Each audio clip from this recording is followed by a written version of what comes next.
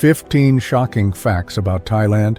Thailand operates by rules that would shock most of the world. The most disturbing part, the Thai government actively works to keep these facts hidden from international attention.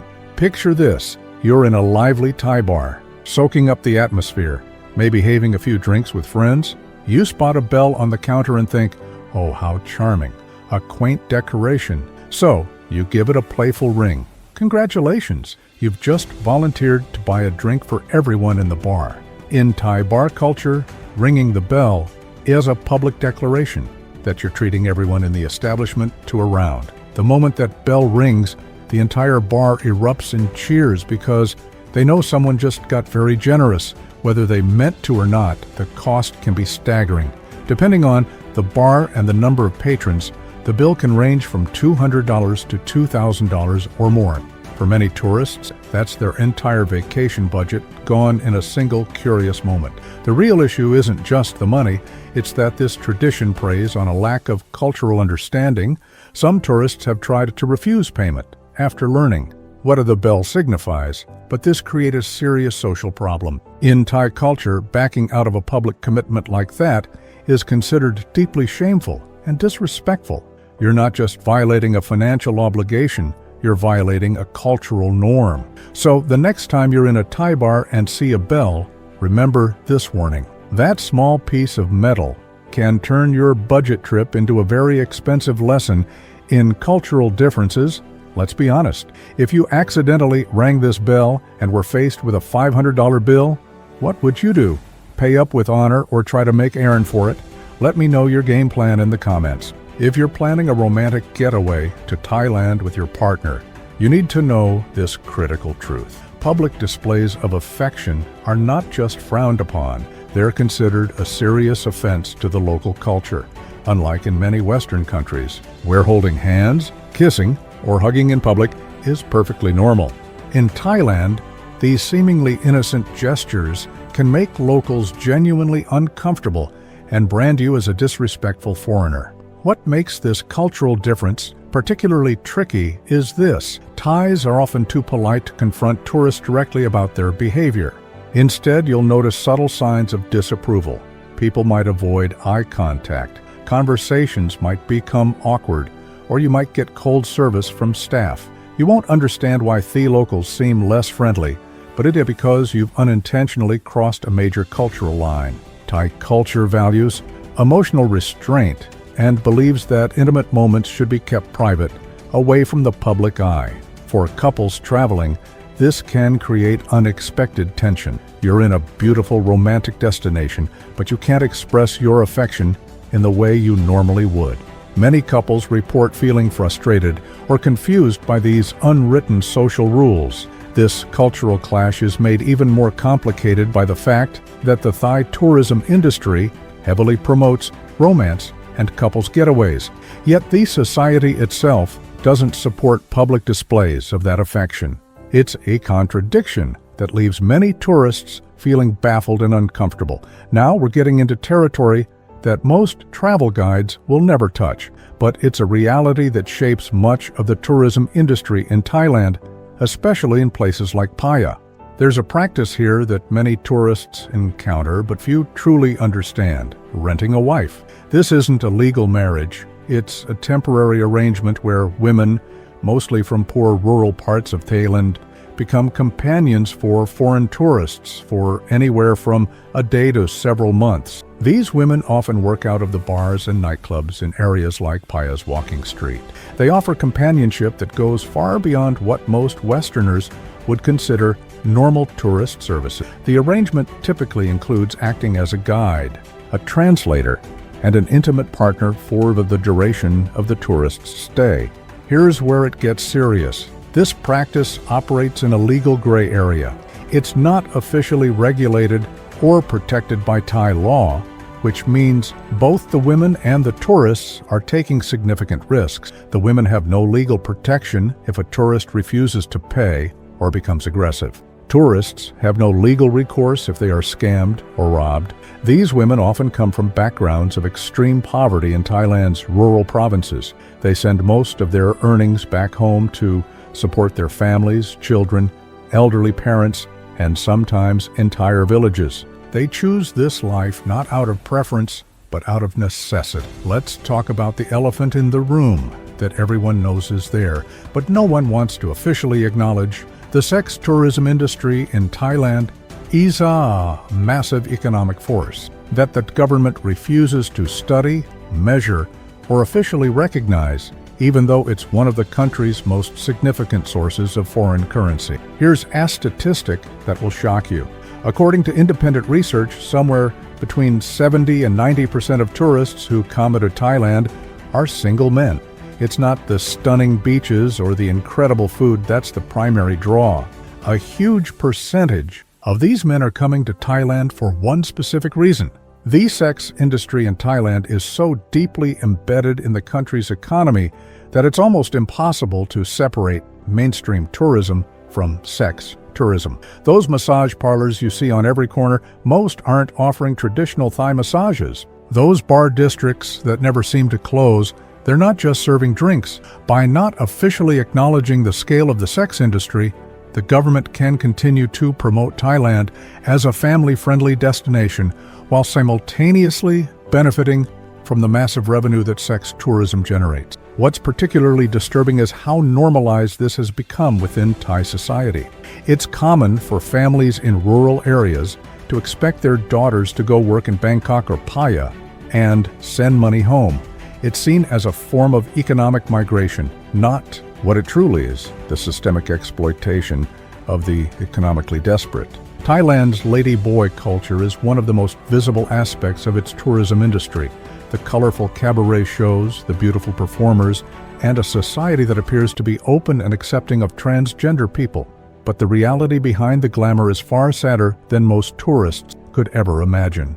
That transgender women you see performing in the tourist shows are just the tip of the iceberg. For every one performer in a fancy cabaret, there are dozens of other transgender people struggling with poverty, systemic social barriers, and limited opportunities in mainstream Thai society. Despite Thailand's reputation for tolerance, transgender people face significant challenges in finding legitimate employment. Many employers simply will not hire transgender people regardless of their qualifications or skills. This pushes many into informal, unregulated, and often dangerous lines of work. Many transgender people in Thailand come from families who have disowned them. They're kicked out of their homes, cut off from their family support systems, and forced to create their own survival networks. This isolation makes them particularly vulnerable to exploitation. Many of the performers in these shows are supporting not just themselves, but also their families, who often simultaneously rely on their income and feel ashamed of how it's earned. This is a psychological burden on top of the physical and emotional challenges they already face. The medical aspects are also alarming. Many transgender people in Thailand go through hormone therapies and surgeries without proper medical supervision because they can't afford legitimate health care. This leads to serious health complications that often go untreated. Music. Here's a lesson that long-term expats in Thailand learn the hard way. No matter how many years you live there, how well you speak the language, or how much you contribute to the local community, you'll always be seen by Thai society as a phang, a foreigner. This isn't just a casual cultural distinction, it's a systemic sense of otherness that affects every aspect of life for non-Thai. You can live in Thailand for 20 years, marry a Thai citizen, have Thai children, speak perfect Thai, and understand the culture better than many Thai, and you will still be treated as an outsider. Thailand isn't overtly xenophobic like some countries, but it's also not all-welcoming multicultural melting pot like Singapore or Hong Kong. It exists in a polite middle ground that can be particularly frustrating for those who genuinely want to integrate into Thai society. The legal system reinforces this distinction. Foreigners cannot own land in Thailand. They face restrictions on business ownership. They have limited political rights even after decades of residency. The message from the government is clear. You can live here. You can spend your money here, but you'll never truly belong. The psychological impact of this permanent outsider status can be significant. Many long-term expats report feeling isolated, frustrated, or disillusioned after years of trying to fit into a society that fundamentally doesn't want them to. In Thailand, there are laws so strict and so aggressively enforced that a single careless word can lead to very serious legal consequences. These are the Les Majestas laws, and they make criticizing the Thai monarchy one of the most dangerous things you can do in the country. These laws don't just forbid direct criticism of the king or the royal family. They prohibit anything that could be interpreted as disrespectful, insulting, or threatening to the monarchy. The interpretation of what constitutes a violation is incredibly broad and left entirely to the discretion of the authority. In 2024, the Thai Ministry of Justice reported over 100 Les Majestas cases with penalties, including several years of imprisonment and significant fines. But there's what makes these laws particularly terrifying. The penalties can be cumulative. Each perceived insult is treated as a separate offense, meaning you could face a lengthy prison sentence for what you thought was a minor comment. The enforcement is unpredictable and often politically motivated. Someone can report you for Les Majestas as a way to settle a personal grudge or a business dispute. Once you're accused, the legal system operates on a presumption of guilt, not innocence, and defending yourself is almost impossible without making the original charge worse. For foreigners, these laws are especially dangerous because cultural misunderstandings can easily be misinterpreted as intentional disrespect. A joke that would be acceptable in your home country could be seen as a grave offense in Thailand. Even sharing certain content on social media can lead to arrest and prosecution. Imagine this. You're paying for some street food in Bangkok. When a gust of wind blows a 100 baht note out of your hand, your natural instinct might be to quickly step on it to keep it from blowing away. In most countries, this is a perfectly normal reaction. In Thailand, it could be considered a serious crime, punishable by up to 15 years in prison. This is not an exaggeration or an urban legend. Every single Thai note and coin features an image of the king. And these images are protected by the same Les Majestas laws that govern criticism of the monarchy. Any act that is considered disrespectful to the royal image, no matter how unintentional, can be subject to criminal prosecution. The penalty isn't just a warning or a fine. You could face up to 15 years in prison for each separate offense, and the authorities can stack multiple charges for a single incident. That split-second decision to stop a falling bill with your foot could theoretically land you in prison for decades. But it gets worse. The law is so broadly interpreted that even accidentally dropping money can be seen as a negligent act toward the royal image. Some overzealous prosecutors have argued that allowing the royal currency to touch the ground shows a lack of respect for the monarchy. For tourists, this is a cultural minefield. You're handling unfamiliar currency in a busy, chaotic environment. Yet, every transaction carries the potential for legal disaster if you're not sufficiently careful with the bills and coins bearing the royal image. The law about not stepping on money is truly mind-boggling. Are there any laws in your country that are this bizarrely strict? Let us know in the comments below. To many Westerners, Thai Buddhism evokes images of serenity and equality. However, a deeper look into its institutional structure reveals a more complex picture of gender roles with significant disparities between male and female monastics. Here's how the system works. Poor Thai boys who can't afford an education have the opportunity for free schooling, food, and housing by becoming monks. Girls, on the other hand, have no equivalent opportunity. There are between 10,000 and 20,000 Buddhist nuns living in Thailand. However, their status within their religious hierarchy is not equal to that of male monks. They often live in separate areas of the temples and receive only a fraction of the precepts rather than the full ordination of their male counterparts. This ritual difference results in less authority within Buddhist institutions and more barriers on their spiritual path. This leads to a reality where, according to many reports, a large portion of nuns spend their time performing essential support roles for the monastic community. While this work is part of monastic life, many argue that it limits their time and opportunity to pursue scriptural studies and meditation. This unequal status within the religion is believed to influence broader societal views, affecting many aspects of Thai life. The sad irony is that many poor families encourage their daughters to become nuns because they believe it will bring merit to the family. These young women sacrifice their opportunities in this life for the promise of a better one in the next. Thailand's tourism industry has a dark underbelly. Sophisticated scams that target inexperienced travelers operate in plain sight, making many question the level of government oversight and regulation. These are not random acts of crime by individuals. They are organized systems designed to extract the maximum amount of money from unsuspecting tourists. In Bangkok, friendly locals approach tourists and inform them that the Grand Palace is closed for a special ceremony or cleaning. They then offer to take you on a tuk-tuk tour of other temples and attractions for a very affordable price. The tuk-tuk drivers are charming, knowledgeable, and seem genuinely interested in showing you authentic Thai culture. They take you to a few impressive temples where you have genuine cultural experiences. But then, the tour takes an unexpected turn to high-end jewelry shops, tailor shops, and expensive souvenir stores. Here's the genius of the tourist trap. You're not forced to buy anything. The pressure is subtle and social. The shop owners are friendly, offering you free drinks while they show you beautiful products. The tuk-tuk driver mentions that he gets a small commission if you buy anything, which helps him feed his family.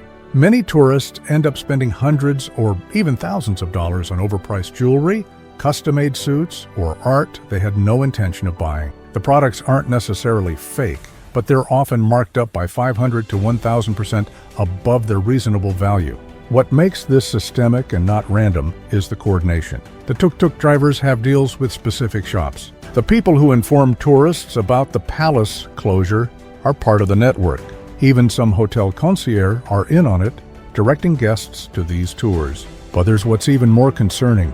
The Thai government is aware of these scams and has set up a tourist police department to handle complaints. While the tourist police were established to handle complaints, many tourists report that resolving these issues is difficult and doesn't always lead to the outcome they had hoped for. The psychological impact on tourists is significant. Many leave Thailand feeling like they were constantly being deceived or taken advantage of. This creates negative word of mouth that has the potential to damage Thailand's tourism reputation. But the short-term economic gains seem to outweigh the long-term concerns. For first-time visitors, this experience can be particularly disheartening as it shatters their expectations of Thai hospitality and friendliness. In the mountains of northern Thailand, the Khian long neck women greet tourists every day. But behind the smiles and the glittering brass rings is a complex story of survival. The Khian women, recognizable by the brass coils that elongate their necks, are not native to Thailand. They are refugees from Myanmar, Cambodia, and Laos who fled political persecution and economic desperation in their home countries. They now live in specially built tourist villages that are meant to replicate their traditional homes. These villages are essentially open-air museums where tourists pay an entrance fee to observe, photograph, and interact with people whose primary job is to exist as cultural artifacts. The Khian women wear their traditional clothing, demonstrate traditional crafts, and sell handmade souvenirs to the busload ads of tourists who arrive daily. The economic reality is stark. According to tourism officials, these women earn about $90 US a month from this arrangement. To put that in perspective, that's about $3 a day for being on constant display for foreign tourists who pay between $20 and $50 each for the experience. The vast majority of the revenue from these tours goes to the Thai tour operators, the transportation companies, and other middlemen.